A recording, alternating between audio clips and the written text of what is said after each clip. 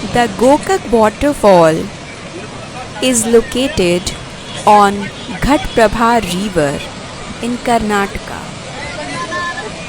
and it is 6 km away from Gokak town.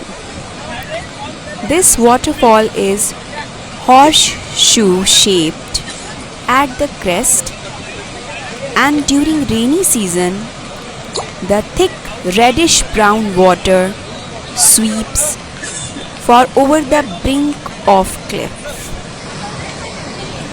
Other attraction of this place is hanging bridge, old electricity generating station and Chalukya monuments.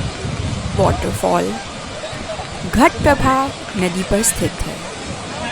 यह गोकक शहर से मात्र 6 kilometre की दूरी पर है। यह वाटरफॉल क्रेस्ट से शू शेप का है तथा वर्षा ऋतु में इस वाटरफॉल में गहरे लाल भूरे रंग का पानी बहुतायत में आता है।